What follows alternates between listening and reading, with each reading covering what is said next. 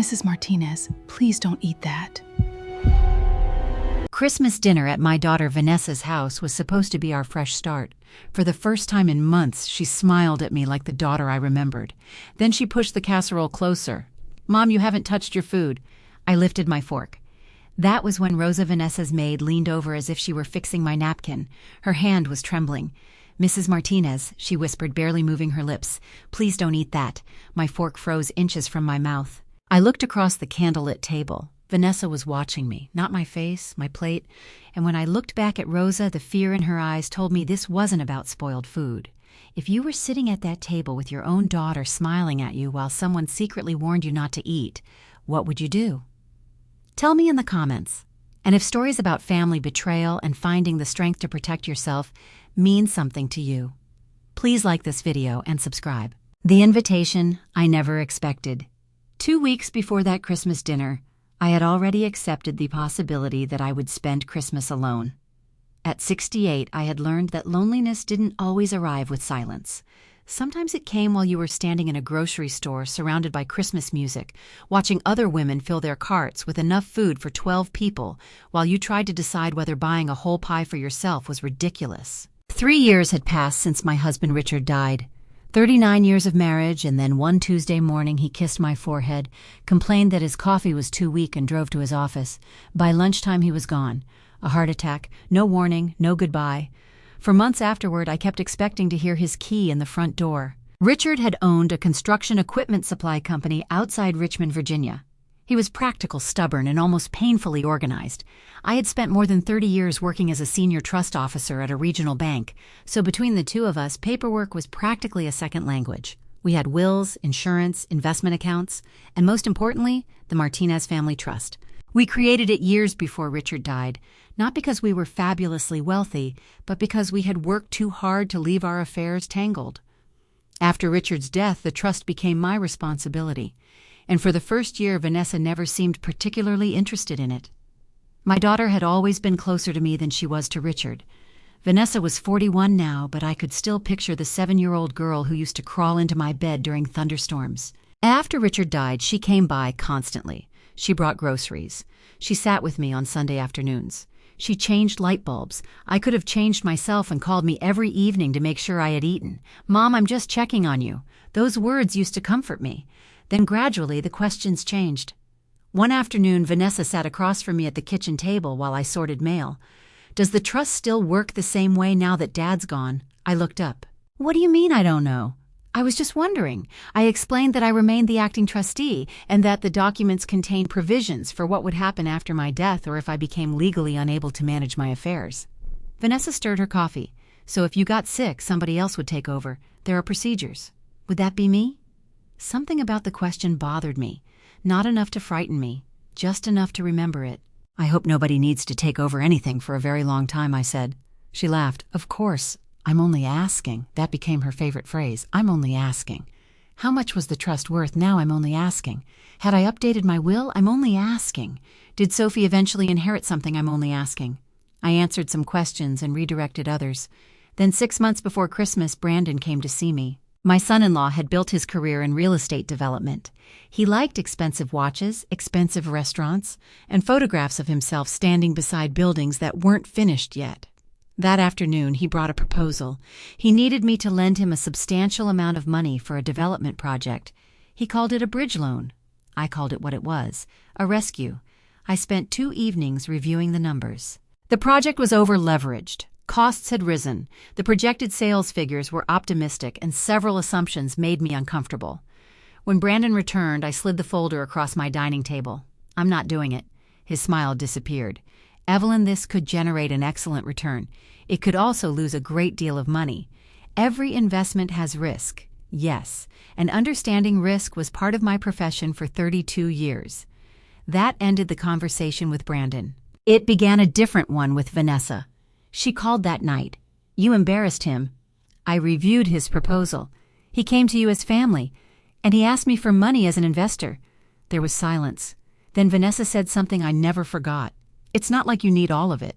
I stared at the phone. "Excuse me. You live alone, Mom. The house is paid off. You have retirement income. Dad left you more than enough. Your father and I spent our lives building what we have. I know that. Then don't tell me what I need. She hung up. After that, the distance came quickly. Sunday visits disappeared. Calls became shorter. Whenever I asked to see Sophie, there was always something. Dance practice, homework, a birthday party, a school project. I began wondering whether refusing Brandon had cost me my daughter. I hated myself for even thinking that. By early December, my Christmas plans consisted of church on Christmas Eve and dinner for one. Then on a cold Saturday afternoon, my doorbell rang. Vanessa stood on my porch holding a white bakery box, peace offering. For a second I couldn't speak. She looked softer than she had in months. I opened the door. She hugged me. That nearly broke me. I hate what's happened between us, she whispered. So do I. We sat in the kitchen and ate cinnamon pastries while she told me she had been under pressure. She admitted she had been angry about Brandon's loan. I shouldn't have taken it out on you. I reached across the table and touched her hand. You're my daughter. I don't want money between us, neither do I. I wanted to believe her so badly that I ignored how quickly she answered. Then she smiled. Come to Christmas dinner. I hesitated. At your house, where else? Brandon wants you there too. Sophie keeps asking about you.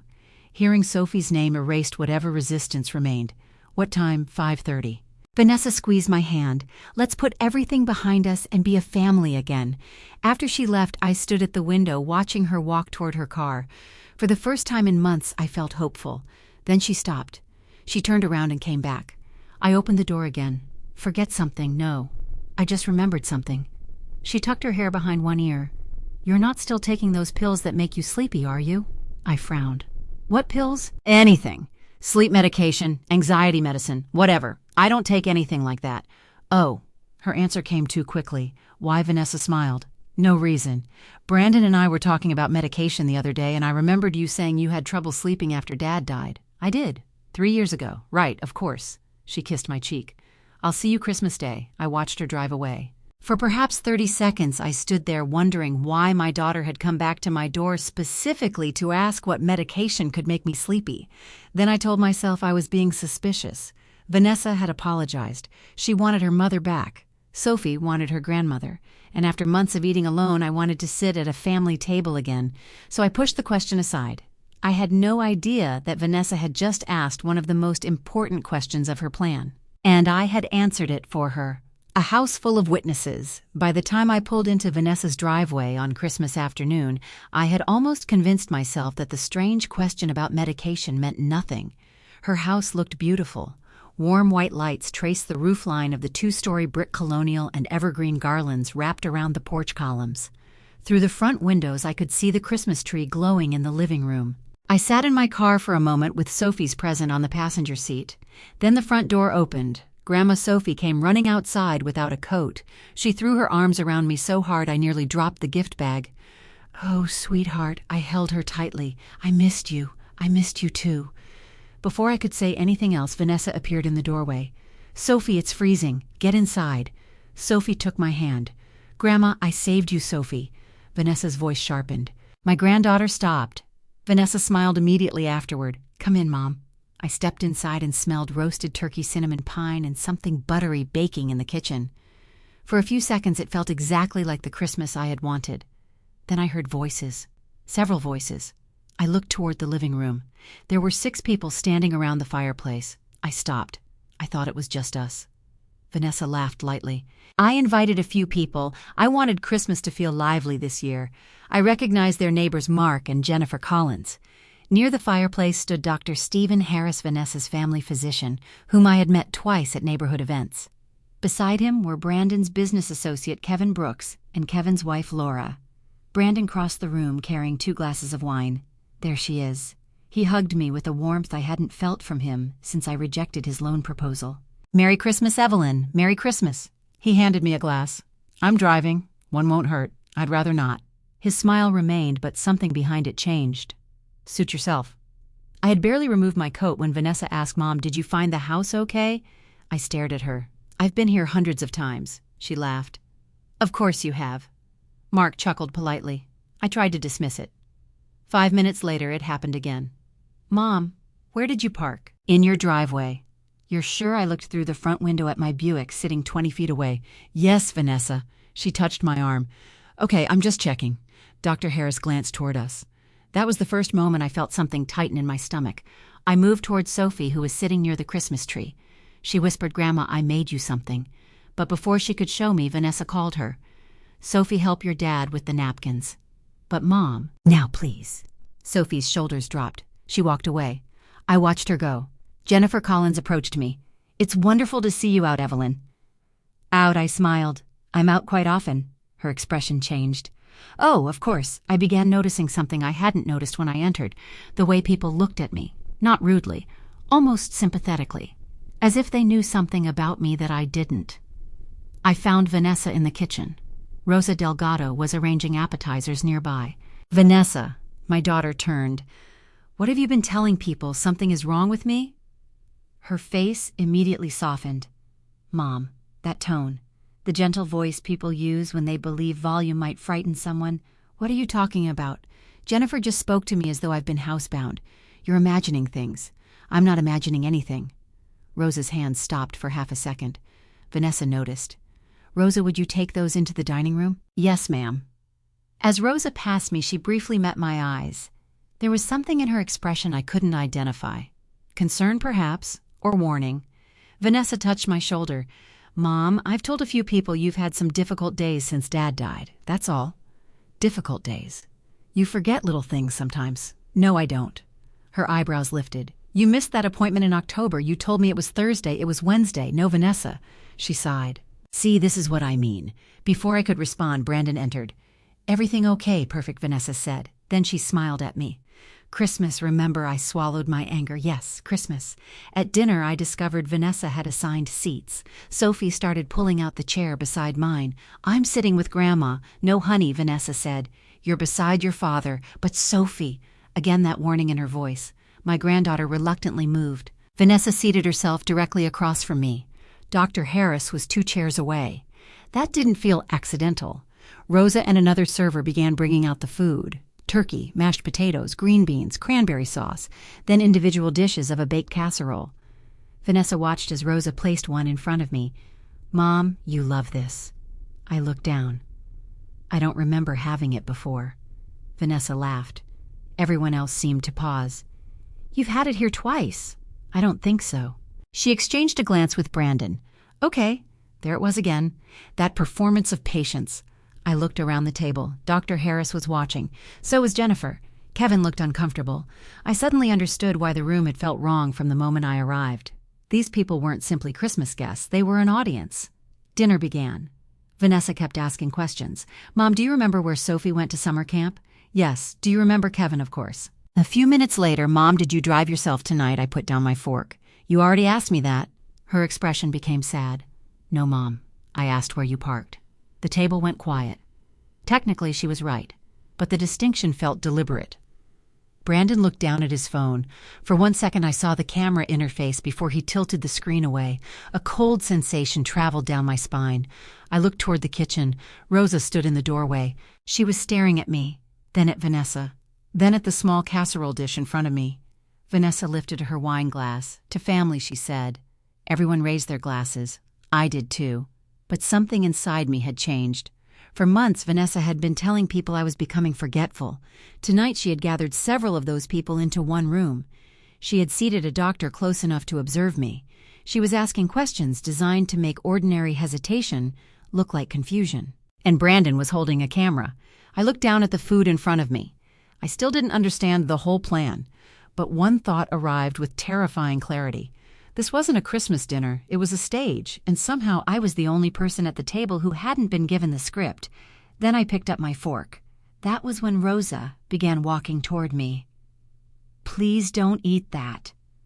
Rosa crossed the dining room carrying a water pitcher, but her eyes never left my plate. I had already lifted my fork. Vanessa sat directly across from me, one hand curled around the stem of her wine glass. "Mom," she said with a smile, "you still haven't tried the casserole." I looked at her, then at Rosa. The moment Rosa reached my chair, she leaned down as though she were straightening the napkin beside my plate. Her shoulder blocked Vanessa's view of her face. "Mrs. Martinez," she whispered, "please don't eat that." My hand stopped. For one terrible second, I thought everyone could hear my heart pounding. "What did you say?" I asked softly. Rosa immediately raised her voice. "I said, would you like more water?" Yes, I forced myself to smile. Thank you. Across the table, Vanessa was watching us. Everything okay, of course. I placed the fork down. Vanessa's eyes dropped to it. That tiny movement told me more than any accusation could have. She cared whether I ate. Rosa moved behind me to pour the water. Her hand shook badly enough that the pitcher tapped against my glass. Water spilled across the tablecloth. "Oh, I'm so sorry," she said. Vanessa sighed. "Rosa, I'll clean it." Rosa moved quickly, lifting my plate to wipe beneath it. For several seconds, her body shielded the dish from the table. When she put it down again, she looked at me. "Excuse me." She disappeared toward the kitchen. I needed to follow her, but not immediately. I waited perhaps 30 seconds before touching my stomach. "Excuse me. I need the restroom." "I'll show you," Vanessa said. "I know where your bathroom is." Her smile tightened. "Of course you do." I walked into the hallway, past the powder room, and continued toward the kitchen. "Mom, I'd like some water first." I entered the kitchen. Rosa wasn't there. Then I noticed the pantry door slightly open. I stepped inside. Rosa stood between shelves of canned goods and baking supplies. She looked terrified. "What did you see?" I whispered. "Mrs. Martinez, I don't want trouble. You're already involved." Her eyes filled with tears. "I know, tell me." She glanced toward the door. "Mrs. Parker came into the kitchen before dinner. Mr. Parker was in his office. She had one of his prescription bottles." My mouth went dry. What prescription, I don't know. I couldn't read it. What did she do? Rosa swallowed. She took several pills out. The pantry suddenly seemed too small. She crushed them. I stared at her. With what? The back of a spoon. She put them inside a plastic bag, first crushed them, then mixed the powder into the casserole. "All of it." Rosa shook her head. "No, that answer frightened me more. Only yours." For a moment neither of us spoke. From the dining room came laughter. Christmas music played softly somewhere beyond the kitchen. My own daughter had apparently prepared a drug plate for me, while people sang about peace and goodwill 20 feet away. "Why didn't you stop her?" I didn't understand at first. I thought maybe it was medicine you needed. Then why warn me? Because I heard them talking. "Vanessa and Brandon." She nodded. "What did they say?" I only heard pieces. "Mr. Parker asked if it would work fast enough. Your daughter said it didn't have to knock you out." My stomach turned. "What else?" Rosa lowered her voice. She said, "She just needs to look confused." I gripped the edge of a shelf. Suddenly, everything connected. The guests, Dr. Harris, the questions, Brandon's phone, months of Vanessa telling people I was forgetful. I had spent 32 years working around trusts and estates. I had seen families become vicious when money entered a room, but I had never imagined my own daughter would try to manufacture evidence that I was mentally incompetent. "I'm calling the police." I reached for my phone. Rosa caught my wrist. "Wait." I looked at her. "If they come now, what do we have?" "You saw her."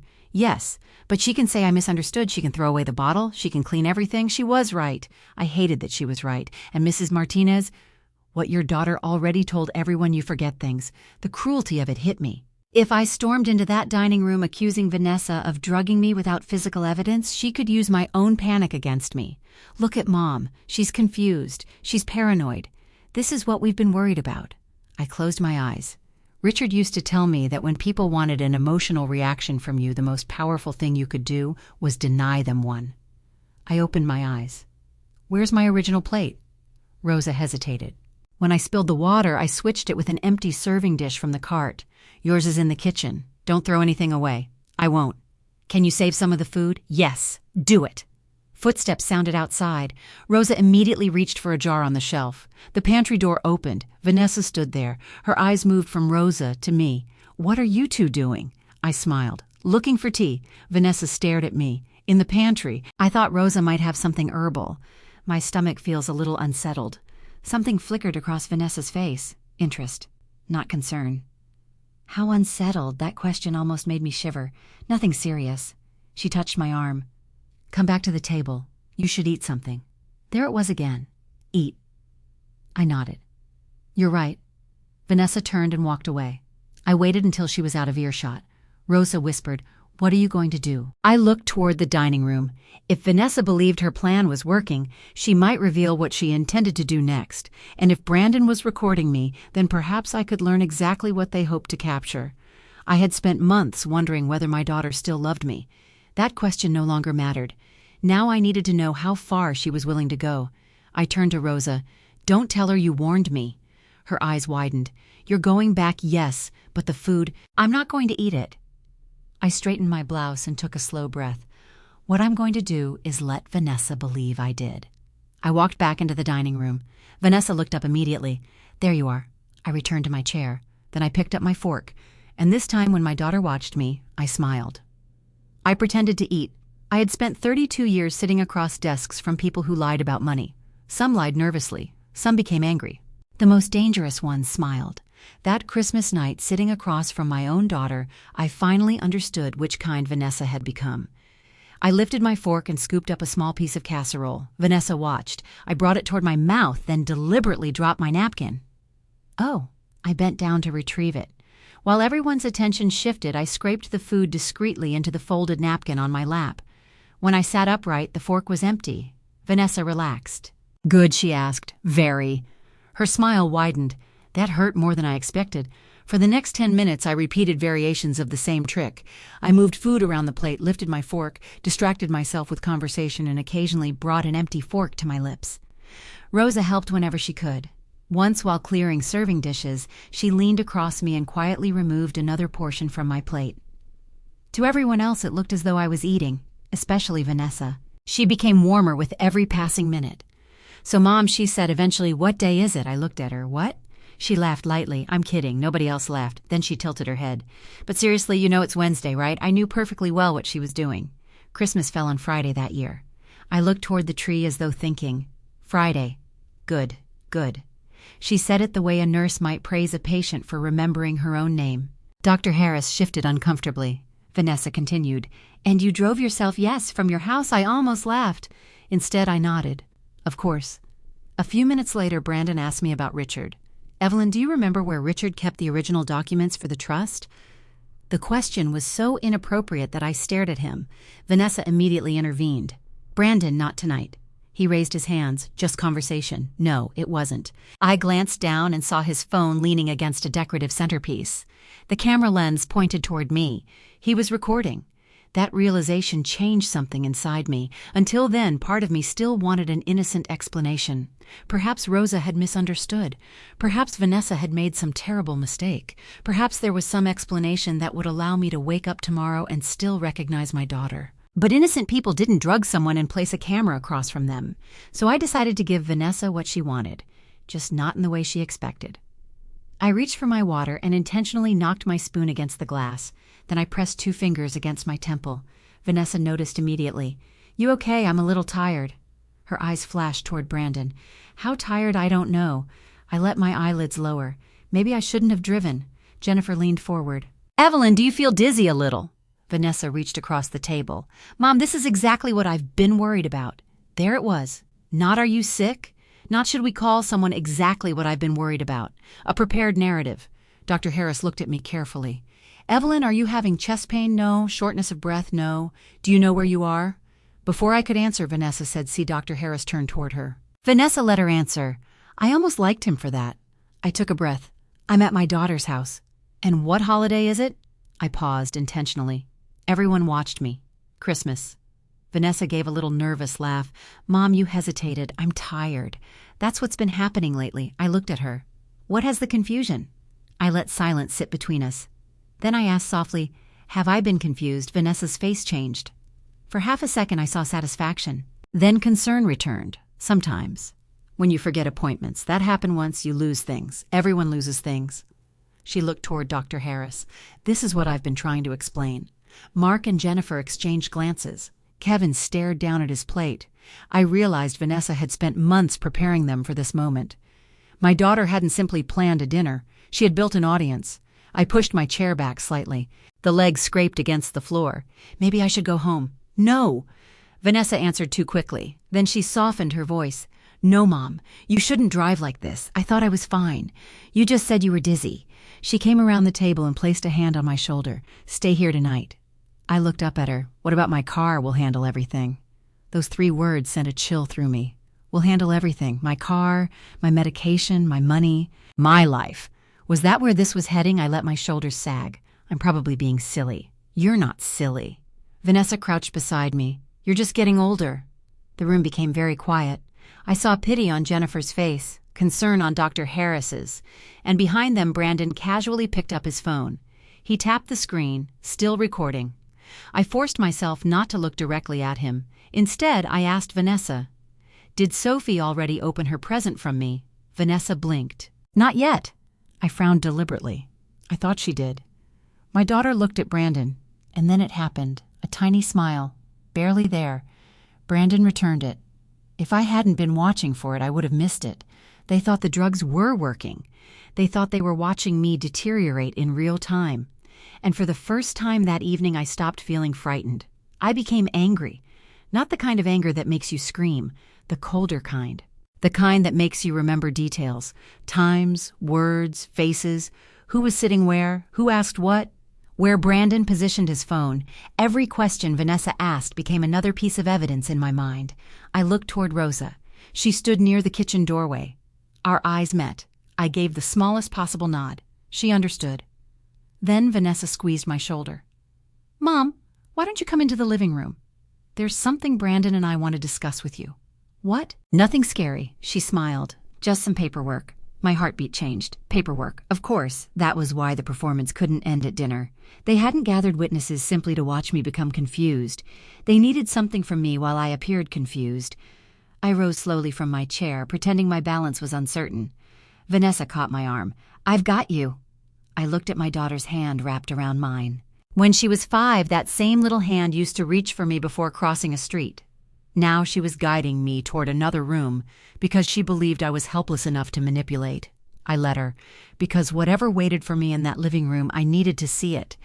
And Vanessa still had no idea that the confused old woman leaning on her arm was the only person in the house who understood exactly what game we were playing. The papers under the Christmas tree. Vanessa guided me into the living room as if I might collapse without her. I let her. Every few steps I slowed down deliberately. Once I reached for the back of a chair to steady myself. Behind us I heard Brandon say, "Careful." The concern in his voice would have sounded convincing if I hadn't already seen his smile. The living room glowed with Christmas lights. Sophie's presents were stacked beneath the tree, wrapped in silver and red paper. A fire burned behind the glass fireplace screen. It should have felt safe. Instead, I noticed the folder on the coffee table. Blue, thin, waiting. Brandon picked it up. "Evelyn, why don't you sit?" I lowered myself onto the sofa. Vanessa sat beside me. Brandon took the armchair opposite us and placed the folder on his knees. Some of the guests remained in the dining room. Dr. Harris stood near the doorway speaking quietly with Mark. That mattered. There were still witnesses nearby. Brandon opened the folder. "What is that?" I asked. "Nothing complicated," Vanessa said. "Whenever someone tells you legal paperwork is nothing complicated, read every word." I had spent 3 decades telling clients exactly that. "What kind of paperwork?" Vanessa rubbed my arm. "Just temporary medical authorization." "For what? In case something happens." "Something like what?" She hesitated. "Well, tonight." I looked at her. "What happened tonight?" Her eyes flicked toward Brandon. "You became confused." There was something chilling about hearing her say it as fact. "I'm tired, I know. Being tired isn't the same as being incompetent." Her expression tightened for a fraction of a second. Then she smiled. Nobody said incompetent. Brandon leaned forward. "This isn't about taking anything away from you, Evelyn. It's about making things easier." He handed me the documents. I deliberately let the pages slip slightly in my hands. Vanessa caught them. "Mom, sorry. It's okay." She straightened the stack for me. I lowered my eyes. The print wasn't especially small. And despite the performance I was giving them, my mind was perfectly clear. The document was far broader than Vanessa had described. There were provisions concerning medical decisions, access to records, communications with financial institutions and authority that could expand under specified conditions involving incapacity. I continued reading. My pulse quickened. This wasn't a harmless permission slip. It wasn't an immediate transfer of the entire Martinez family trust either, but it could become part of a paper trail allowing Vanessa to claim that I had voluntarily accepted increasing dependence on her. Especially if tonight's performance was later presented as evidence. Especially with Brandon's recording. Especially after months of Vanessa telling people I was becoming forgetful. She wasn't trying to steal everything tonight. She was building a bridge, one signature at a time. "Where do I sign?" I asked. Vanessa visibly relaxed. "I'll show you," she pointed. "Right there." I stared at the line. Shouldn't Thomas see this? The room changed. Not dramatically, just enough. Brandon leaned back. Vanessa's fingers stopped moving. "Thomas, my attorney." "Yes, Mom." I know who Thomas is. I looked up innocently. Then shouldn't he see it? This doesn't require Thomas. Most documents worth signing require someone worth trusting. Her jaw tightened. Then she laughed. You always say things like that. I worked in banking for 32 years. Yes, her voice softened. And you were wonderful at it. Were, not are. She pushed a pen into my hand. But you don't need to worry about all of that anymore. I looked down at the pen. My daughter had no idea how deeply those words cut. Not because I feared aging. I feared becoming invisible while I was still capable of speaking for myself. I placed the pen on the signature line. Then I stopped. What year is it? Vanessa inhaled sharply. Brandon leaned forward. I nearly hated myself for what I was about to do. 20? I frowned. Vanessa touched my knee. It's okay. I looked toward the Christmas tree. 2024. Her eyes moved immediately to Brandon. He gave the slightest nod. I knew then that they wanted the mistake. They needed it. Don't worry, Vanessa whispered. She guided my hand back toward the paper. Just sign. So I wrote, not my name, the date, and I deliberately wrote it incorrectly. Vanessa stared at it. Mom, that's not today's date. I blinked. Oh, that's October, is it? She took the pen from me. Brandon looked almost pleased. We can fix it. No. I allowed my hand to tremble. I'm tired. Mom, this will take 30 seconds. I said I'm tired. For the first time that evening, something sharp entered Vanessa's voice. Please just sign it. Dr. Harris appeared in the doorway. Everything all right? Vanessa immediately sat back. Yes, Mom's just exhausted. Dr. Harris looked at the papers. What are those family paperwork? He didn't answer. But his expression told me he didn't like what he was seeing. That was enough. I pushed the folder away. Tomorrow. Vanessa stared at me, then she forced a smile.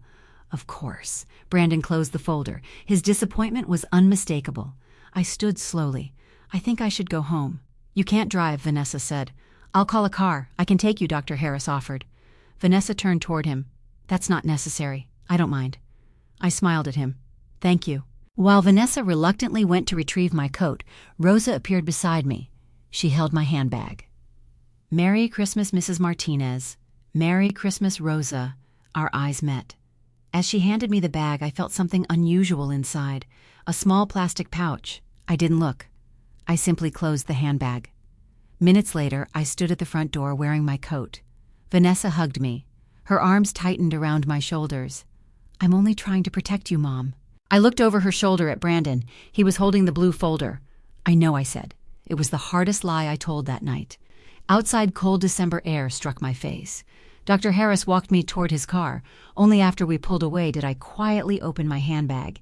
Inside was a small zip-top bag. Folded within it was the napkin Rosa had used while removing my original plate. A smear of casserole remained on the fabric. I closed the bag immediately. Then I looked back through the car window. Vanessa stood framed in the doorway beneath the Christmas lights. She thought I had left her house confused, frightened, and increasingly dependent on her. She thought the evening had almost worked. What she didn't know was that I was leaving with the first physical piece of evidence that might prove exactly what she had done.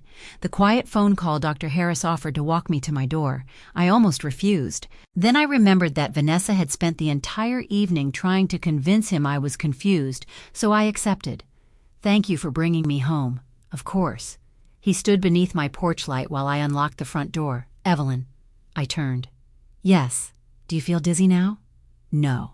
That was the first completely honest answer I had given anyone in hours. He studied my face. You seem different than you did at dinner. My hand tightened around my handbag. I'm tired, Stephen, that's all. He hesitated. Vanessa seems concerned about you. I noticed. If you ever want an independent evaluation, call your own physician, someone who knows your history. The word independent caught my attention. Why would I need that? I'm not saying you do. His expression became uncomfortable. I just think major decisions should be made carefully. His eyes dropped briefly toward my handbag, then back to mine. He had seen the blue folder. Maybe he understood more than he wanted to say. I appreciate that. After he drove away, I locked the door. Then the deadbolt. Then for the first time in my life, I slid the small security chain Richard had installed years earlier. The house was silent. I leaned against the door, and everything I had held inside finally broke. I cried before I even reached the living room. Not quietly, not gracefully. I cried like someone had died. Maybe someone had. The daughter I believed I knew. I walked to the mantel where a photograph of Richard and me stood beside an old brass clock. It had been taken on our 35th anniversary. Richard's arm was around my waist. "You would know what to do," I whispered. Then I shook my head. "No, you'd be furious." I could almost hear him. "Don't make decisions angry, Evie." That was what he called me when nobody else was around. I sat at the kitchen table and opened my handbag. The plastic bag Rosa had slipped inside rested beneath my wallet.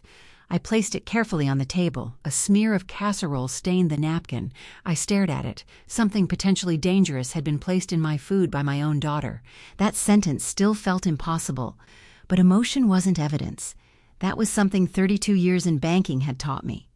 So I did what I had trained countless younger employees to do when something went wrong. Document everything. I opened a notebook. December 25th. I wrote the time I arrived, the names of everyone present, where they sat, the questions Vanessa asked, the position of Brandon's phone, Rosa's warning, the pantry conversation, the blue folder, every detail I could remember. Then I wrote the exact sentence Rosa had reported hearing. "She just needs to look confused." My hand stopped. I stared at those words. That was when I called Thomas Reynolds. Thomas had been Richard's attorney for almost 20 years. He had helped us establish the Martinez family trust and had handled the estate after Richard died. It was Christmas night. I hated calling him, but I hated what was happening more. He answered on the fourth ring. "Evelyn, I'm sorry. Are you all right? I don't know." His tone changed immediately. "What happened?" I told him everything. He didn't interrupt. When I finished, there was a long silence. Then Thomas said, "Do not confront Vanessa. I already wanted to. Don't. I have a sample of the food." "Good. Don't open the bag again. Don't alter it. What do I do with it? We'll handle that tomorrow." I heard him exhale. "Evelyn, there's something I need to tell you." My stomach tightened. What Vanessa contacted my office, I sat straighter. When twice.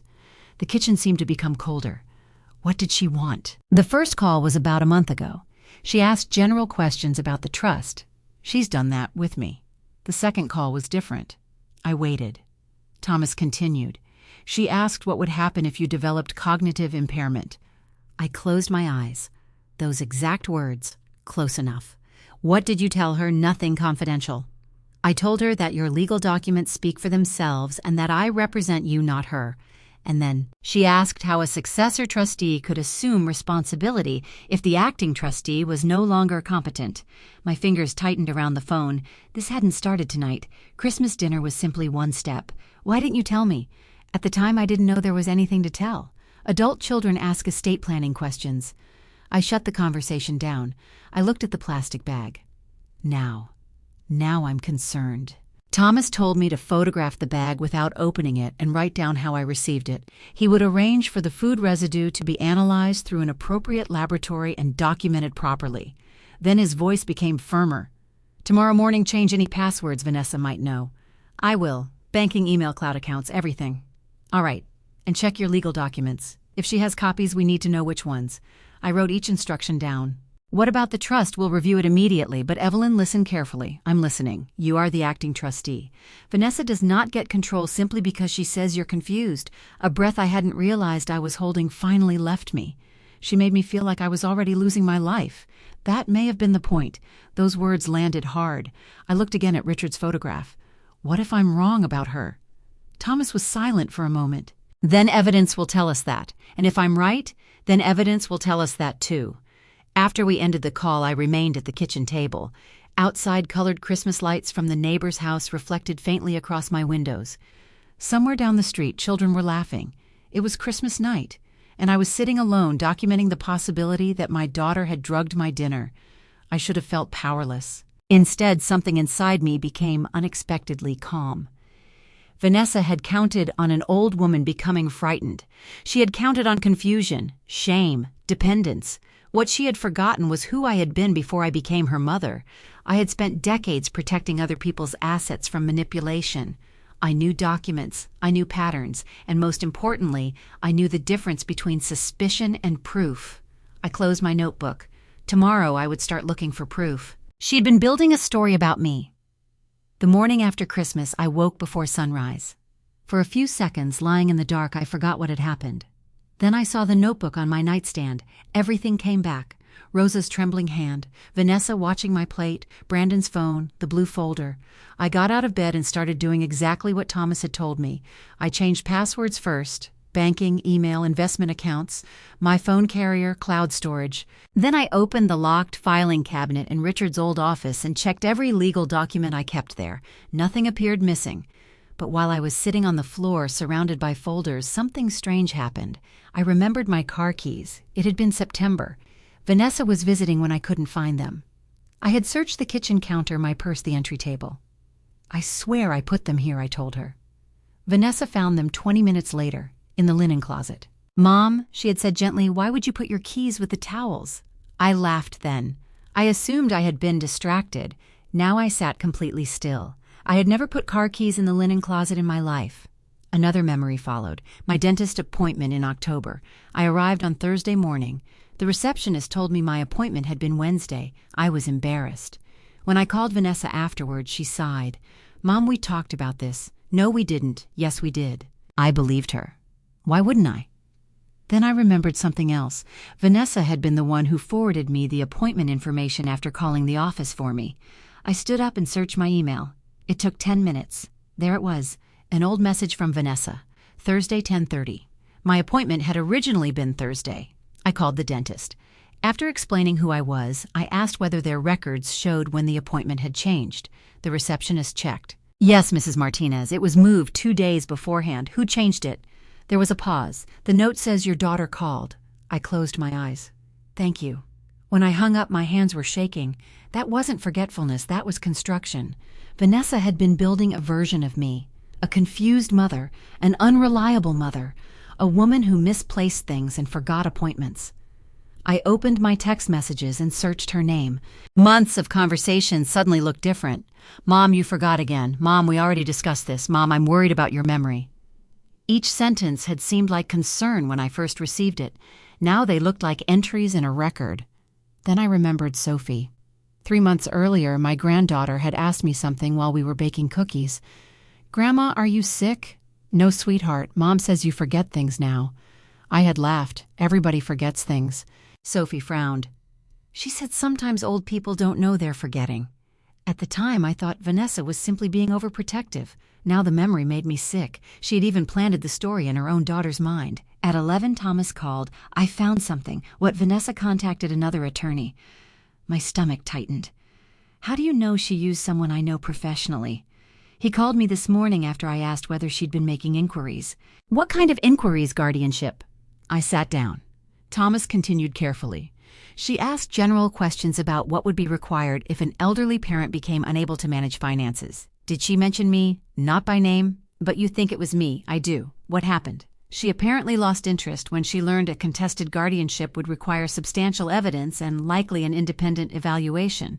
Independent. The same word Dr. Harris had used. Vanessa couldn't simply tell a court I was confused. She needed evidence. Suddenly, Christmas dinner made perfect sense. A doctor, neighbors, business acquaintances, a video, a drugged meal, witnesses watching me appear disoriented. She needed something stronger, I whispered. What the stories weren't enough. Thomas was quiet. "No," he said. "They probably weren't." That afternoon I met him at his office. I handed over the sealed bag Rosa had given me. Thomas documented when and how I had received it, then arranged for the residue to be delivered for analysis. Afterward, we reviewed my trust documents. Nothing Vanessa had tried to make me sign on Christmas could instantly hand her everything. But combined with a broader claim that I was incapacitated, those documents could have helped establish a pattern of dependence. "She was building a case," I said. Thomas nodded. "It appears that way." I looked out his office window. "How long until we know about the food?" "Hopefully not long." The waiting was worse than I expected. Part of me wanted the test to find nothing. Because if there was nothing in that food, perhaps there was still some explanation that allowed me to keep a piece of the daughter I remembered. 2 days later, Thomas called. His voice told me before his words did.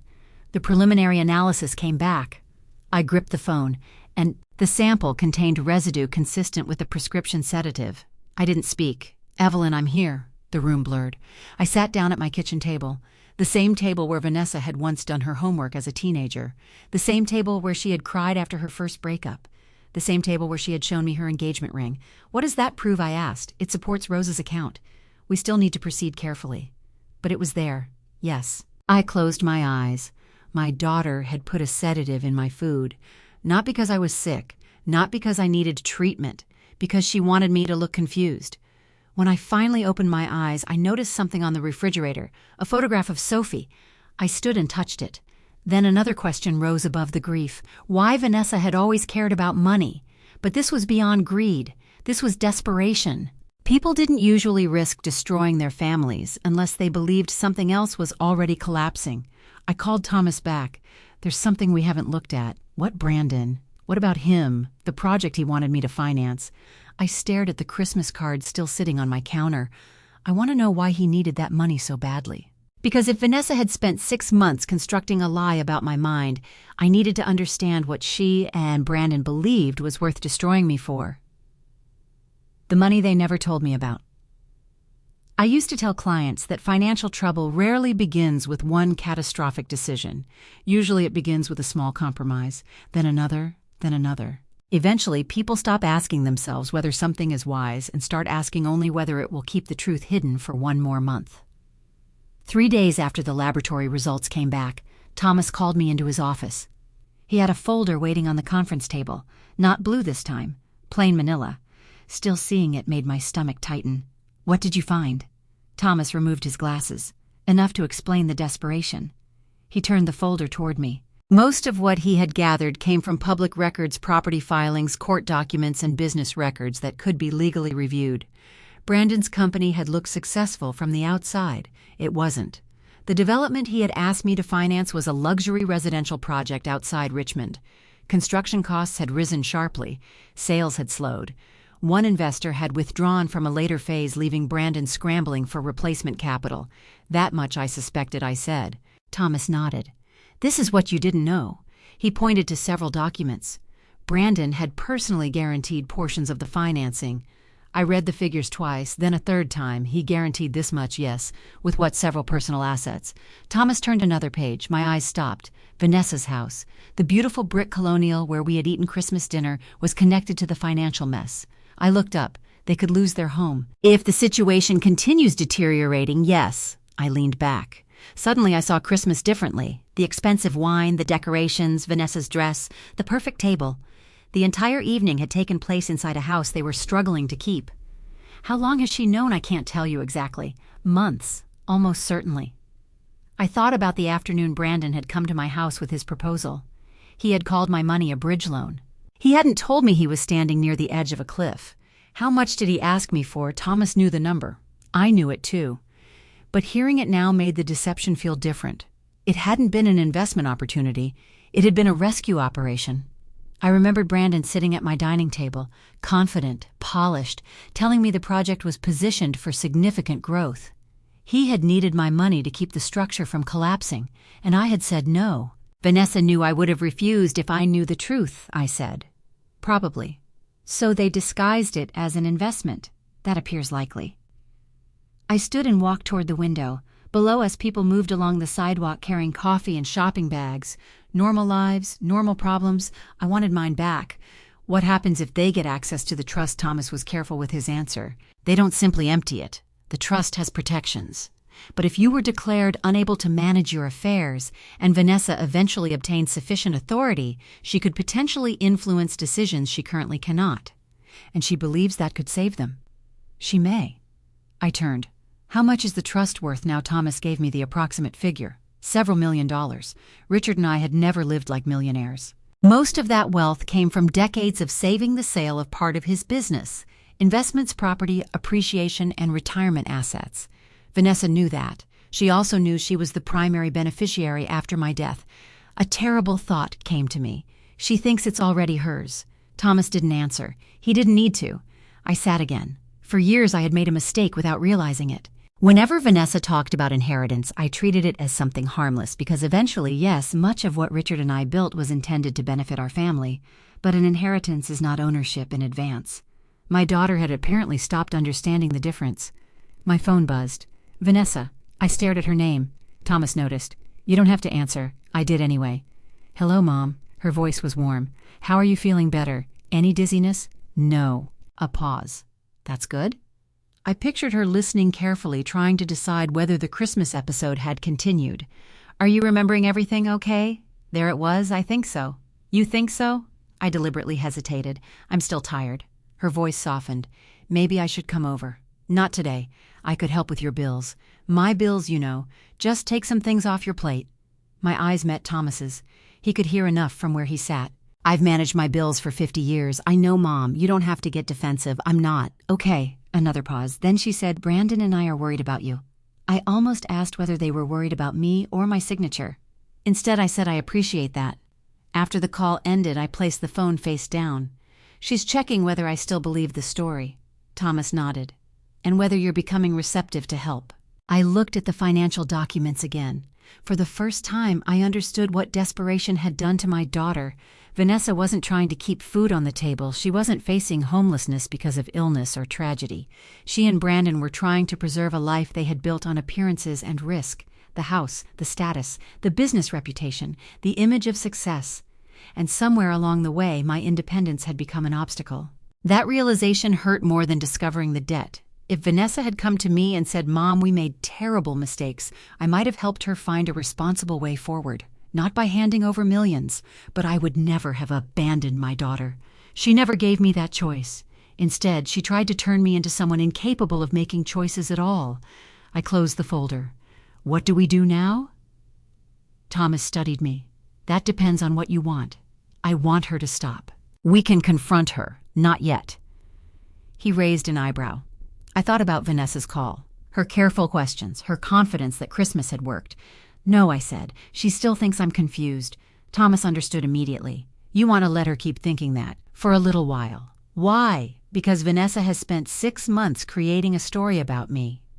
I looked down at the records of Brandon's collapsing business. Now I want to hear what she says when she believes the woman she's lying to is too confused to understand her. For the first time since Christmas, I knew exactly what I wanted to do next. I was going to let my daughter believe she was winning. I let her think she was winning. The hardest part of pretending to be confused was listening to my daughter enjoy it. 2 days after my meeting with Thomas, I called Vanessa. She answered almost immediately.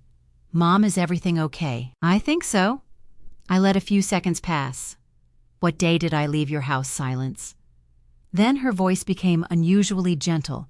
Christmas night. Oh, why I've been trying to remember. Another pause. This one felt different. Interested. Mom, how much of Christmas do you remember? I closed my eyes. Every detail, every face, every word. Rosa's whisper. Vanessa's eyes on my plate. Brandon recording me. The papers beneath the Christmas tree. But I said not much after dinner. Oh, Mom. Her relief was almost impossible to hide. I remember feeling tired. You were more than tired.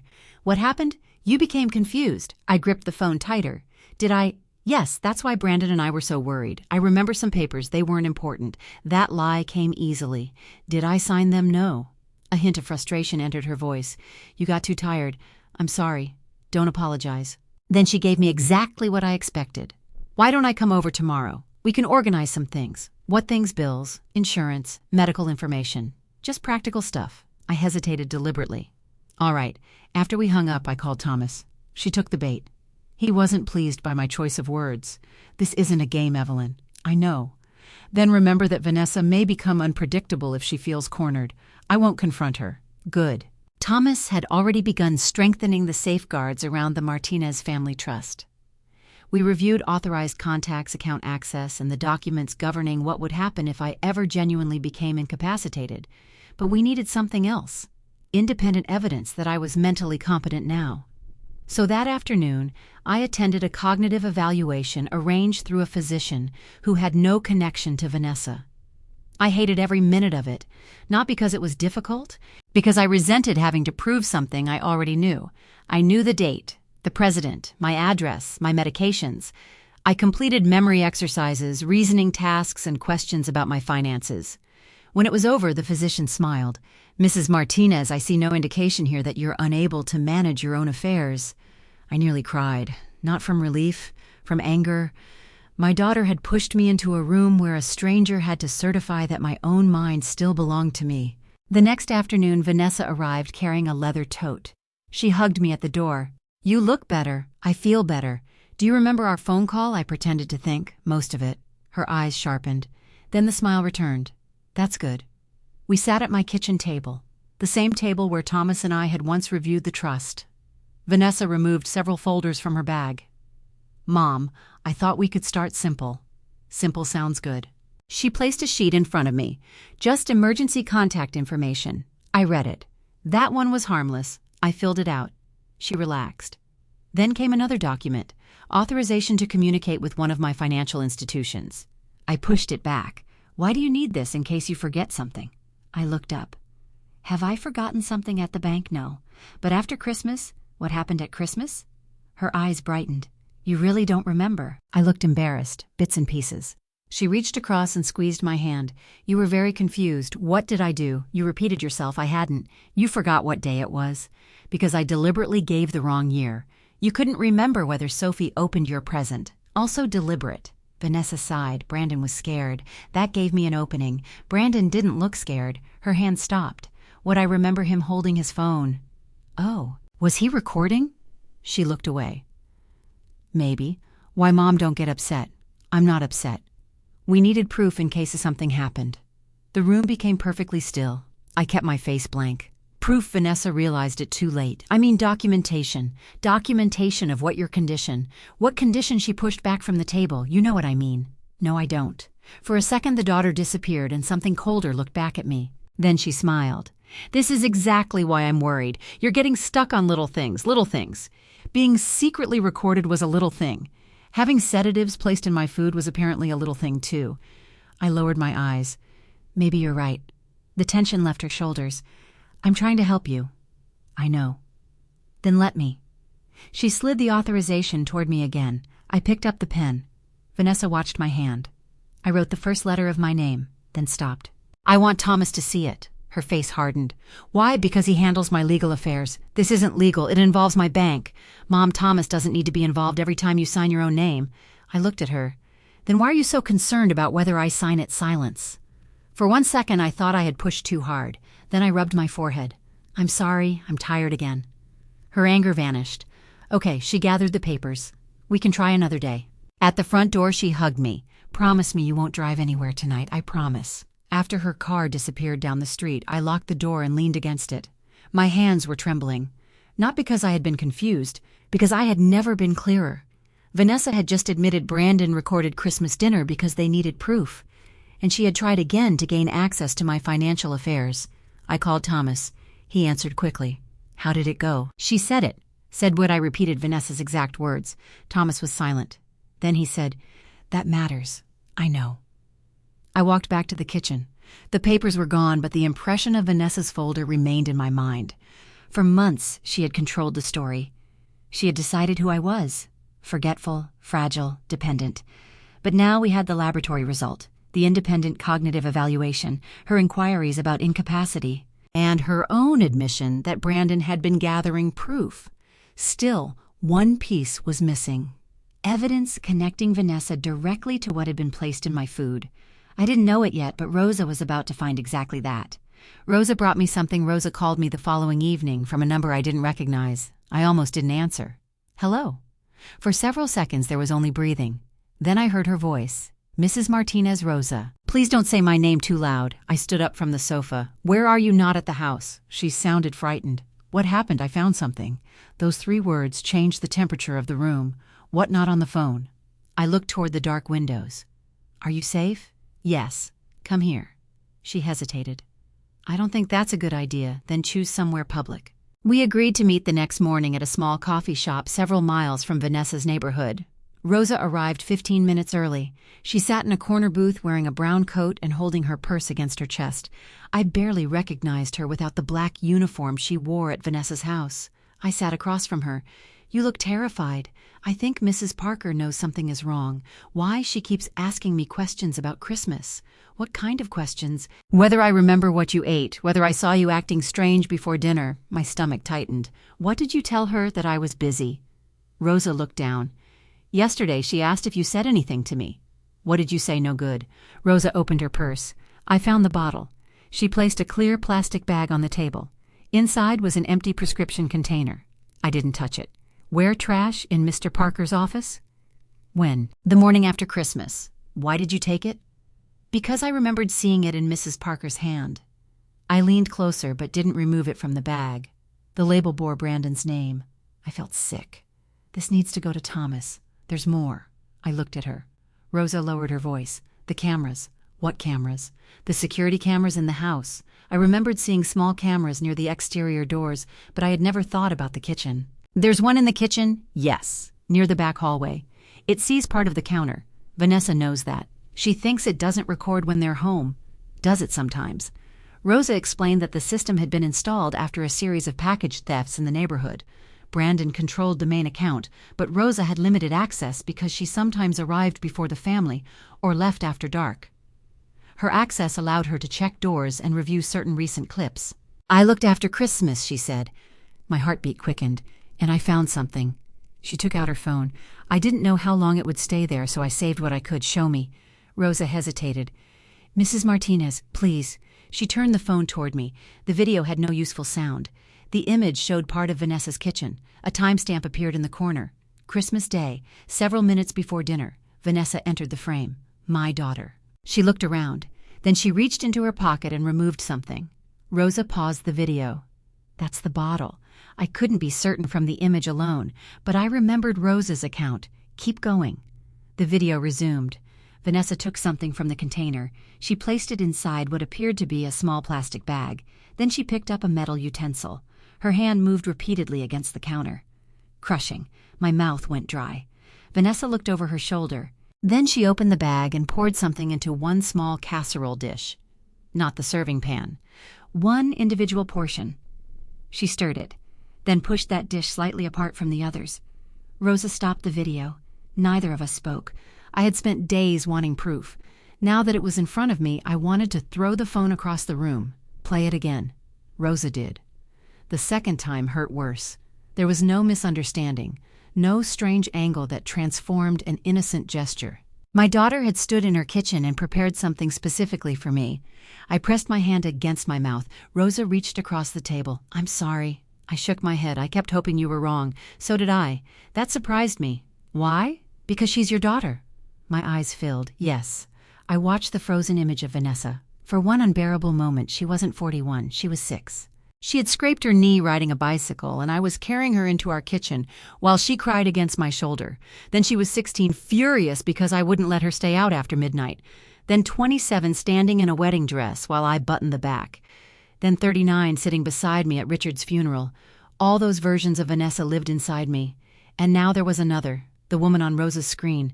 I began crying, not loudly. Tears simply fell while I stared at the image. Rosa waited. After a while, I wiped my face. Send nothing else. Don't alter the original recording if you still have access. Okay, Thomas needs to handle this correctly. Will I have to speak to someone, probably? Fear crossed her face. I could lose my job. I know. I need the work. I know that, too. I reached across and covered her hand. What you did for me may have protected more than my money. Rosa looked down. I couldn't watch them do that to you. You could have walked away. I almost did. But you didn't. That mattered. Later that morning, we met Thomas. He took the bottle and information about the recording seriously. He explained that the original footage access records and proper preservation would matter far more than simply forwarding a phone copy around. Then he watched the clip. When it ended, he removed his glasses. This changes things. I already knew. Until then, Vanessa could deny Rosa's story. She could challenge the food sample. She could explain away the questions about my competence. Now we had something connecting her directly to the plate. I looked at Thomas. I'm ready. For what to stop pretending? He studied me. Are you sure? Yes. I thought of the blue folder.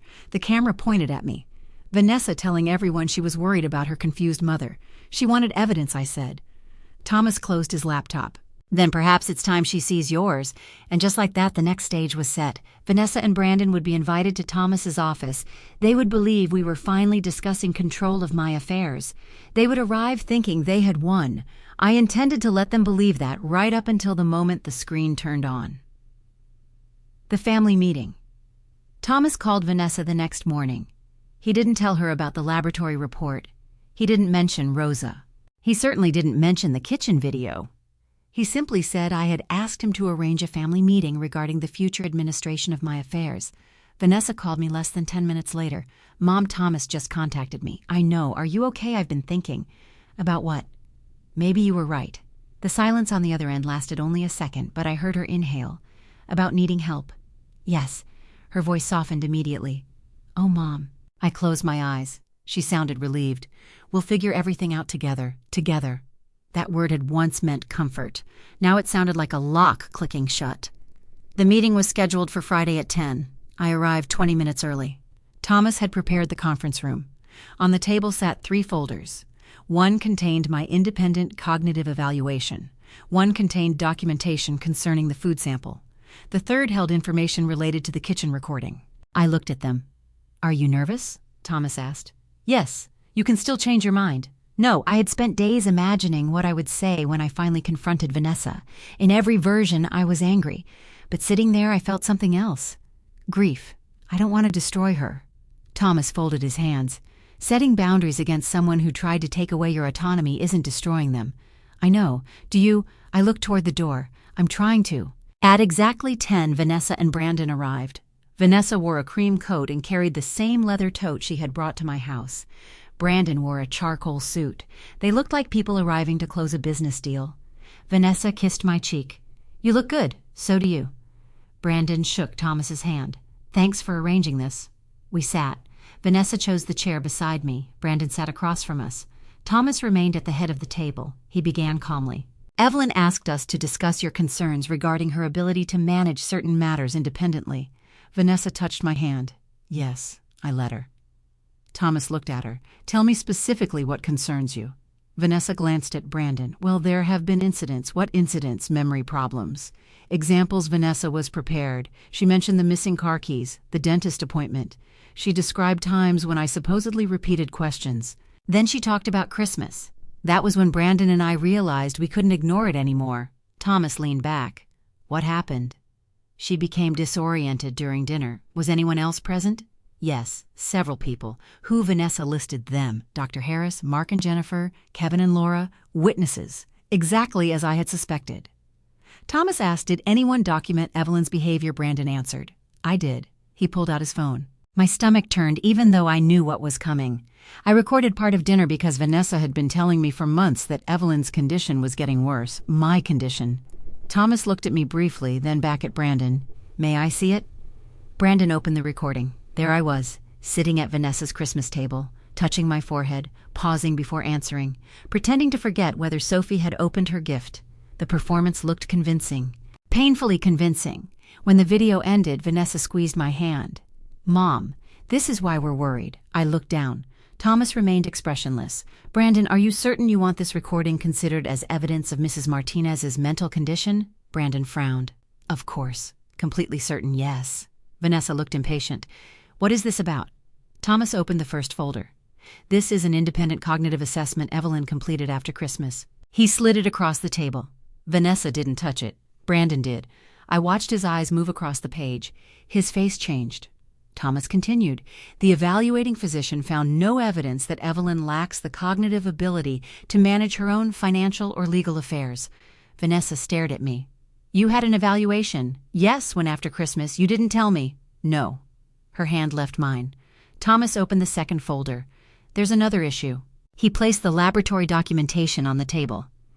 This concerns a food sample preserved from Christmas dinner. Vanessa went still. Brandon looked at her. Thomas continued.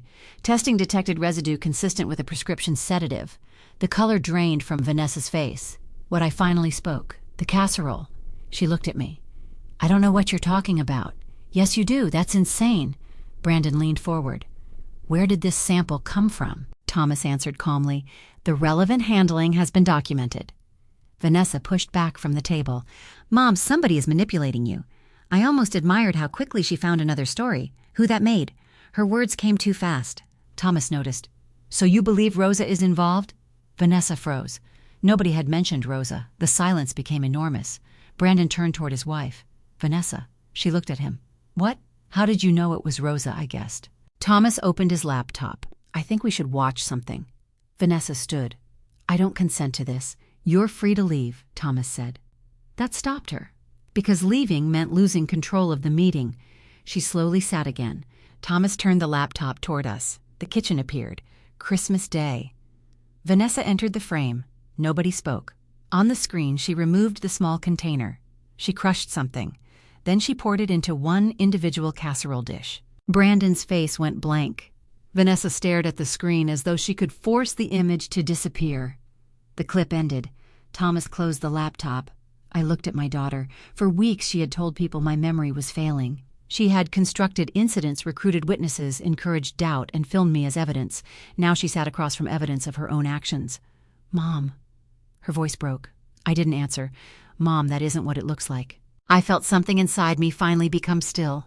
For the first time since Rosa whispered in my ear, I wasn't afraid. I wasn't pretending to be confused. I wasn't playing Vanessa's helpless mother. I looked directly into her eyes. "Then tell me what it is." She opened her mouth. Nothing came out. Brandon stared at her. Thomas waited. And for the first time in 6 months, Vanessa no longer controlled the story. I was trying to save my family. For several seconds, Vanessa said nothing. She stared at the closed laptop, as though the screen might somehow reopen and show a different woman in that kitchen. Then she looked at me. "Mom, you don't understand." I almost laughed. Not because anything was funny, because those were exactly the words people use when the truth is sitting in front of them and they need somewhere else to put the blame. "Then help me understand." Vanessa glanced at Thomas. "I'm not discussing this with him here. He's my attorney." "This is family business." "No," I said. "You made it legal business when you tried to build a case that I couldn't manage my own affairs." Her face hardened. "I never said that." Thomas opened the folder containing notes from his office. "You contacted me asking what would happen to the Martinez family trust if Evelyn developed cognitive impairment." Vanessa looked away. That was hypothetical. "And the guardianship inquiry Thomas asked." Her head snapped toward him. "How do you know about that?" The moment the words left her mouth, she knew she had made another mistake. Brandon stared at her. "What guardianship inquiry?" Vanessa turned on him. "Don't. What did you do? What did I do?" She laughed bitterly. "You're seriously going to sit there and act innocent? I didn't tell you to talk to a guardianship attorney." "No. You only spent 6 months telling me we were going to lose everything." Brandon's face reddened. "Because your mother refused to help us." I felt the words like a slap. "My refusal caused this." Neither answered. I looked at Brandon. "You came to me with a project you described as an opportunity. You never told me your company was already in trouble. It could have recovered. You never told me your home was exposed." His eyes dropped. Vanessa slammed her palm against the table. "Because we knew what you'd say." "What would I have said?" "No." The word echoed through the room. Vanessa's eyes filled with tears. "You always say no when you think you know better. I spent 32 years evaluating financial risk. You're my mother, and that means I'm required to finance every mistake you make." Her mouth tightened. Brandon stood. "This is going nowhere." "Sit down," Vanessa snapped. He stared at her. Then something ugly passed between them. "You told me the Christmas plan was under control," he said. The room went silent. Vanessa's face changed. "Brandon." I felt my stomach twist even though I already knew. Thomas spoke calmly. What Christmas plan? Brandon realized what he had said, but anger had taken over. "Ask her." Vanessa stood. "You were part of it. I agreed to record her. You were the one who put the pills in the food. You gave them to me. You asked for something that would make her drowsy." I closed my eyes. There it was. Not suspicion, not inference. Their marriage was unraveling, and the truth was falling out between them. When I opened my eyes, Vanessa was crying. "I didn't want to hurt you." I stared at her. "You drugged my food. It wasn't supposed to hurt you. What was it supposed to do?" She wiped her face. "Make you tired." Why? No answer. "Say it." Her shoulders shook. "Because nobody believed me." "About what?" "That you were getting worse." But I wasn't. I know her admission hung in the air. Thomas didn't move. Neither did I. Vanessa covered her mouth. Then she whispered, "I know." I felt something break inside me. "So you knew I wasn't confused." She nodded. "And you spent months telling people I was. I needed them to see." "See what?" She looked at me helplessly. "What you wanted them to see." Vanessa sank into her chair. "We were going to lose the house." I said nothing. Brandon's company was collapsing. There were creditors. Everything we had worked for was disappearing. "So you came after what Richard and I worked for." "I thought if I could manage the trust temporarily, we could stabilize everything." "Temporarily, yes. You tried to make me look incompetent. I didn't know what else to do." Her voice rose. "I was trying to save my family." That was when something inside me became completely still. I looked at the woman I had carried inside my body. The child whose fevers I had sat through. The teenager whose college tuition Richard and I had saved for. the daughter whose hand I held when Sophie was born, and I said 5 words. I was your family too. Vanessa stopped crying for a moment. Her face crumpled. Mom! No, I had spent weeks listening to her. Now she would listen to me. You keep talking about the dosage as though that's the worst thing you did. It isn't. She stared at me. You decided my age could be used against me. You moved appointments and made me think I had forgotten them. You hid things and let me question my memory. You told my granddaughter something was wrong with me. Vanessa covered her face. You invited people to Christmas dinner so they could watch me fail. I'm sorry. You recorded me. I'm sorry. You tried to put papers in front of me while you believed I was impaired. Her shoulders shook. I'm sorry. I leaned forward. And the worst part is that you wanted me to doubt myself. She looked up. That finally reached her. Thomas closed the folders. Evelyn has already taken steps to protect her legal and financial affairs. Access procedures have been reviewed and additional safeguards are being established around the trust. Vanessa looked at him. What does that mean? It means I said you will never control my money because you convinced someone I couldn't control it myself. Brandon stood again. So that's it. I looked at him. For your project, yes. We could lose everything. No, Brandon. My voice remained calm. You're going to lose things. There was a difference. A house could be sold. A business could fail. A reputation could recover. What Vanessa had destroyed was harder to rebuild. She reached toward me. I pulled my hand away. Her face collapsed. Will you ever forgive me? I stood. I don't know. It was the truth. I walked toward the door, then stopped. Behind me, Vanessa was crying. For most of my life, that sound would have made me turn around. That day I didn't. Because I finally understood something I should have learned years earlier. Loving your child does not require surrendering yourself to them. And sometimes the first act of justice is simply refusing to be manipulated one more time. The consequence I chose. For the first 3 days after the meeting in Thomas's office, Vanessa called me 17 times. I answered none of them. Then the letters began. The first was 6 pages long. The second was 9. By the third, Vanessa had stopped explaining what Brandon had done and started writing about what she had done. I read every word. I answered none. That surprised even me. For most of my life, Vanessa's pain had created an immediate response in me. When she hurt, I fixed. When she failed, I reassured. When she was frightened, I reminded her that she could always come home. But something had changed. I still loved my daughter. I simply no longer believed love required immediate access to me. Thomas and I spent the following weeks protecting the life Richard and I had built. The Martinez family trust was reviewed from beginning to end. We added an independent co-trustee so that if my health genuinely changed one day, no single family member could manipulate that transition. I revoked outdated authorizations. I changed financial contacts. My bank accounts received additional verification requirements. Copies of my independent cognitive evaluation were preserved with my legal records. For the first time since Richard died, I felt as though I was managing my future rather than simply waiting for it. There were legal consequences for what Vanessa had done. Thomas made certain the evidence was properly preserved and that the appropriate professionals were involved. I gave statements when necessary, but I refused to let the rest of my life become a courtroom story. I didn't want every morning to begin with Vanessa's betrayal. I wanted my life back. Brandon's financial problems moved faster than anything else.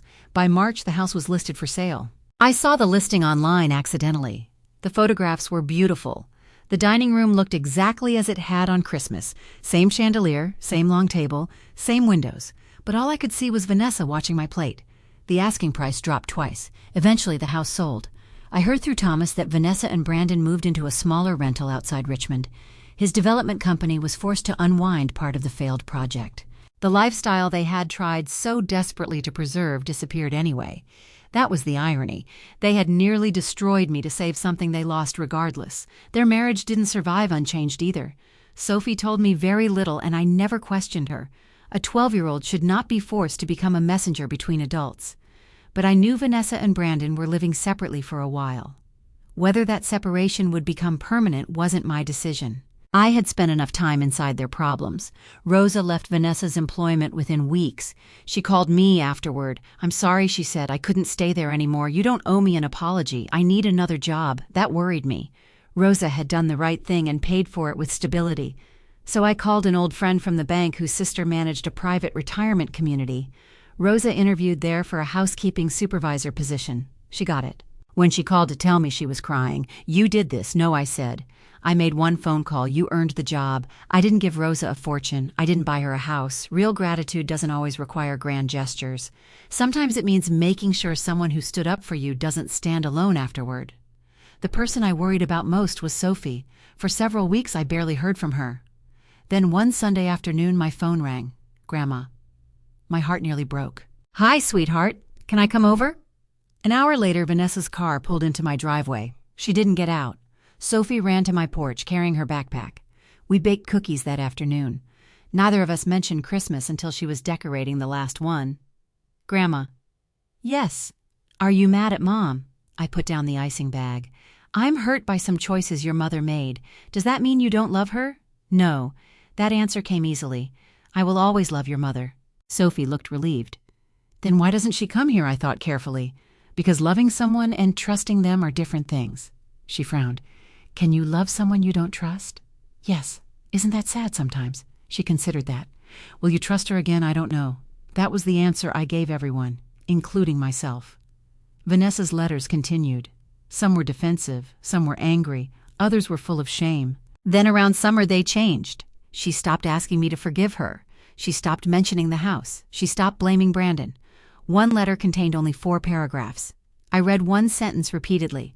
I kept thinking that because I was going to inherit something someday, I had the right to decide when someday began. That was the first time I felt Vanessa truly understood part of what she had done. I still didn't call. Months passed. I returned to church regularly. I joined a book club. I began having lunch every few weeks with Rosa. I even traveled with 2 old friends to Charleston for a long weekend. My life became larger again. One evening in November, I opened another letter from Vanessa. She wrote that she had started therapy. She said she was learning to distinguish fear from entitlement. At the bottom, she wrote, "I don't expect you to invite me back into your life. I just need you to know I finally understand why you shut the door." I sat with that letter for a long time. Then I walked into the kitchen and placed it beside a stack of Christmas cards. Almost a year had passed. I no longer woke up angry. I no longer checked every room after visitors left. I no longer wondered whether I had somehow caused what happened. And I had learned something important. Forgiveness and access are not the same thing. I could stop carrying hatred without handing Vanessa my keys. I could hope she healed without giving her control of my accounts. I could love her without pretending she had never betrayed me. That night I took out a Christmas card. For the first time in nearly a year, I wrote my daughter's name on an envelope. Inside, I wrote only one sentence: "Christmas dinner, my house, 6 o'clock." I stared at it before sealing the envelope. I wasn't erasing what Vanessa had done.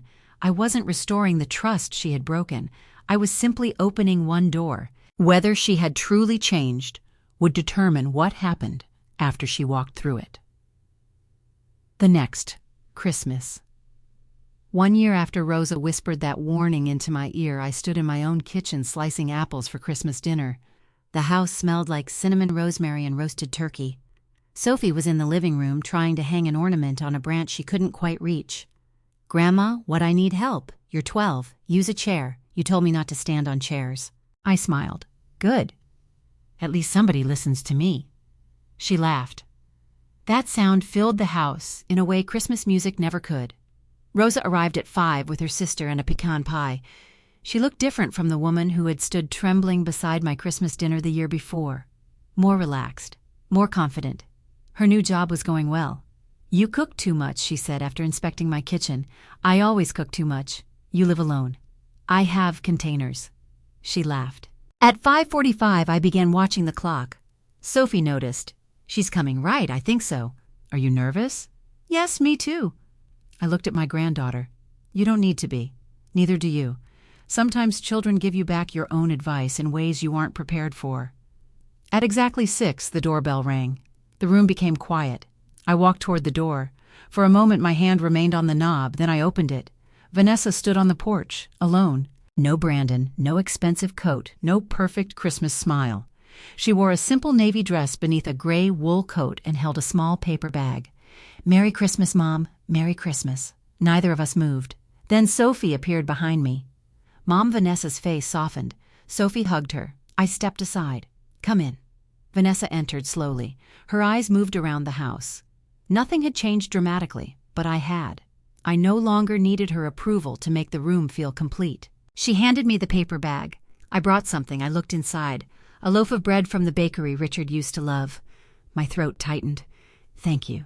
Dinner wasn't ready yet, so we sat in the living room. Rosa tactfully took Sophie into the kitchen to check the potatoes. For the first time in almost a year, Vanessa and I were alone. She folded her hands. I didn't know if you would actually let me come. I wasn't sure either. I almost turned around twice. Why didn't you? She looked at me. Because running away is how I got into this mess. That answer surprised me.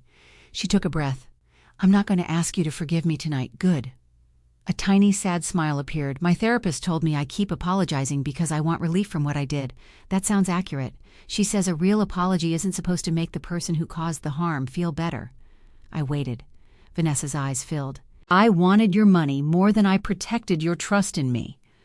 The sentence landed harder than any elaborate apology could have. She continued, I told myself I was saving my family. Then I told myself Brandon pressured me. Then I told myself you were being selfish. She shook her head. But I made those choices. I felt tears building. Vanessa looked down. I knew you weren't confused. That was still the hardest part. I know. I made you question yourself anyway. Yes. I don't know how to repair that. You may not be able to. She nodded. I understand. There was no argument, no manipulation, no but. That mattered. Then I said what I had decided before inviting her. If you are going to be in my life again, there are boundaries. I know. My finances are not a family discussion. Understood. The trust is not your business. Yes. You don't contact Thomas about me. I won't. And if you ever make Sophie choose between us, I won't. I studied her. I need more than promises. I know. That answer again. Maybe she had changed. Maybe she was only beginning. Either way, I no longer needed to decide everything tonight.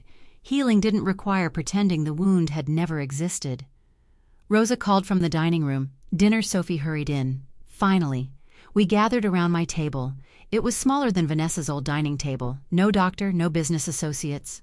No neighbors positioned as witnesses. No phones secretly recording me, just people. Sophie sat beside me. Vanessa took the chair across from us, then hesitated. I looked at the empty chair beside mine. For a second I remembered the previous Christmas. Vanessa watching my plate. Her questions. Her smile when she thought the drugs were working. Then I pulled out the chair beside me. Vanessa stared. I nodded toward it. She slowly moved around the table and sat down. I wasn't saying everything was forgiven. I was saying there was room to begin. Rosa brought the casserole from the kitchen. When she approached me with my plate, she stopped. Our eyes met. For 1 second we were both back in Vanessa's dining room. Then Rosa placed the dish in front of me. A mischievous smile touched her face. This one is safe, Mrs. Martinez. Silence. Then I laughed. I laughed so hard tears came. Rosa laughed too. Even Vanessa gave a broken little laugh before covering her mouth as tears filled her eyes. I reached for my fork. A year earlier, those simple words, please don't eat that, had saved me from a trap. But Rosa's warning wasn't the only thing that saved me. The truth was, I had spent too many years believing being a good mother meant leaving the door unlocked no matter how many times someone hurt me. I knew better now. Love can open a door a second time, but self-respect decides who gets to walk through it. I looked around my table, at Sophie, at Rosa, finally at Vanessa. Then I took my first bite. This time nobody was watching to see if I became confused. They were simply waiting for me to pass the potatoes. And for the first time in a very long while, Christmas felt like Christmas again. Looking back, I used to believe the greatest danger of getting older was losing the people I loved. I was wrong. Sometimes the greater danger is becoming so afraid of losing them that you allow them to take pieces of you that were never theirs to take. Your voice, your independence, your dignity, your right to say no. Vanessa was my daughter before she betrayed me, and she remained my daughter afterward. Loving her did not disappear simply because trusting her did. That was the hardest lesson. Forgiveness is not the same as forgetting. It is not handing someone the keys again because they apologized for stealing them. It is not giving them access to your money, your home, or your decisions because they share your blood. Sometimes forgiveness simply means deciding that what someone did will no longer poison the rest of your life. And sometimes boundaries are the most loving thing you can create. Rosa taught me something too. She had no money or authority in that house. She could have stayed silent and protected her job. Instead, she leaned toward me and said 4 words. Please don't eat that. Courage isn't always loud. Sometimes it's a whisper nobody else hears. And my victory was never watching Vanessa lose her house or seeing her plan collapse. My victory was realizing I still belong to myself. If your own child betrayed you the way Vanessa betrayed me, could you ever let them sit at your table again? Or do you believe some betrayals change a relationship forever? I'd truly like to know what you would have done, so share your thoughts in the comments. And if this story stayed with you, please like the video and subscribe. Sometimes the stories that hurt the most are also the ones that remind us how strong we can still become.